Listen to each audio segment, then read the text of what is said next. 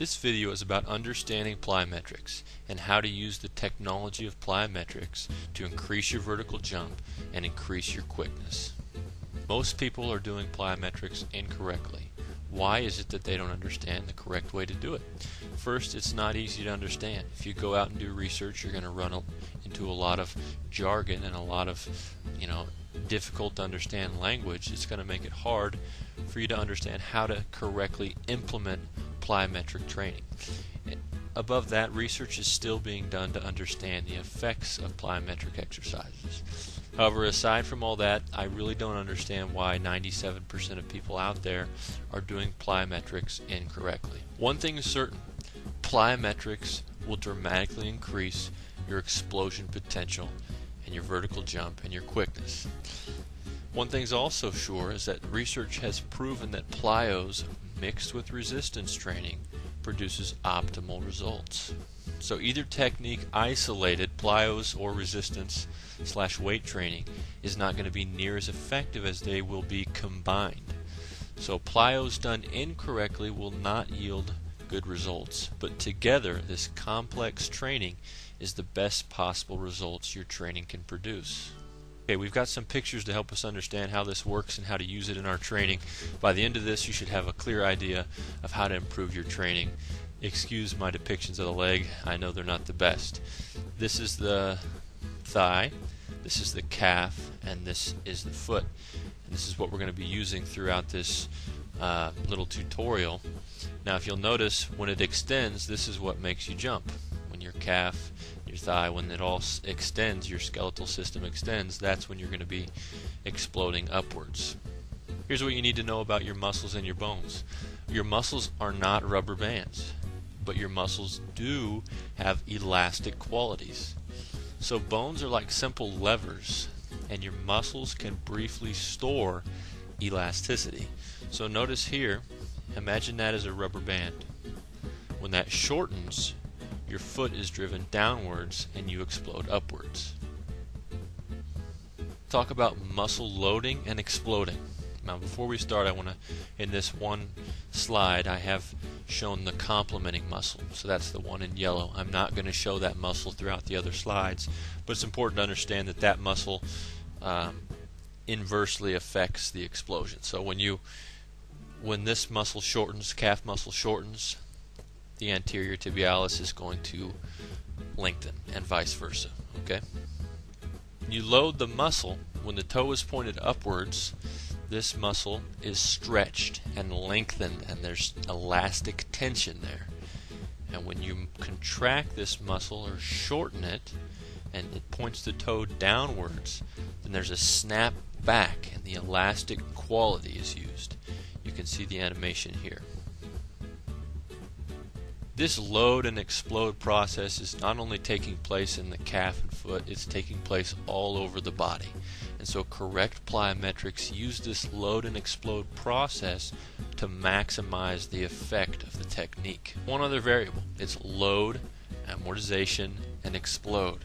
Let's talk about how to load first. Now loading your muscle can be done using body weight and gravity. Jumping off of a box, jumping into the air, and the loading causes what's called an eccentric contraction. Now I'm going to tell you what that is. Now an eccentric contraction makes your muscle work as it lengthens.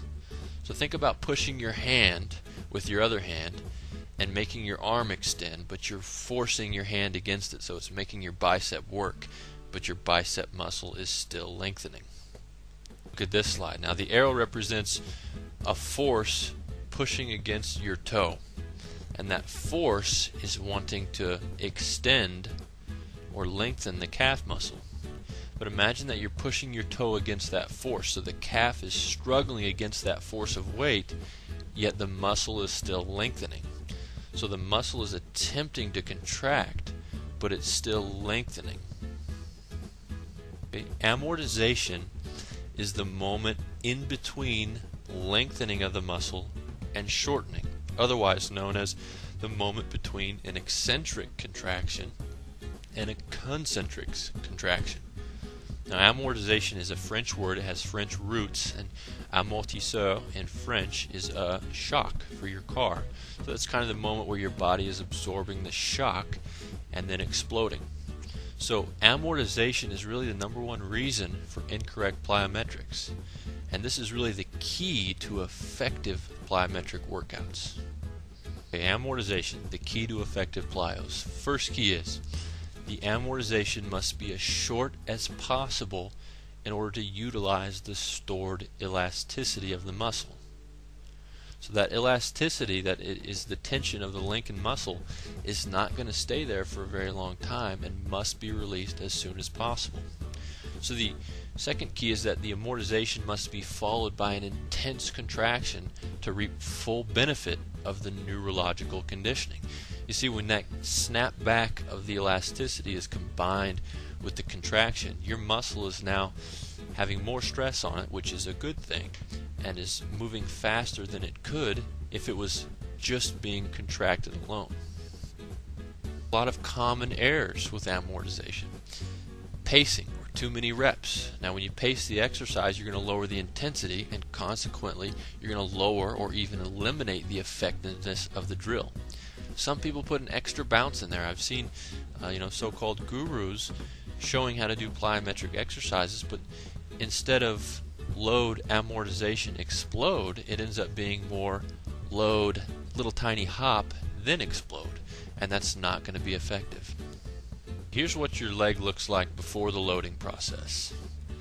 Now as the ground hits it, your muscle loads and struggles against the force of the ground against the muscle. Then that calf muscle is lengthened, stretched, and there's tension there. There's a brief yet unavoidable amortization phase. And then there's a snap back, a shortening contraction of the muscle, and that elastic quality is put into play.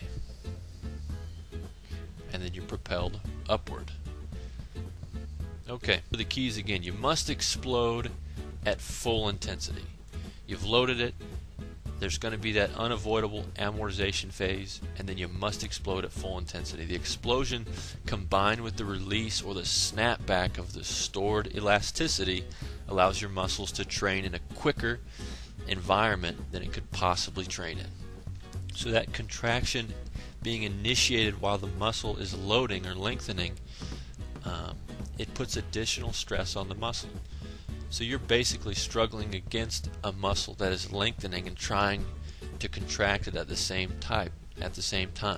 So this is going to give you additional growth and development into the muscle.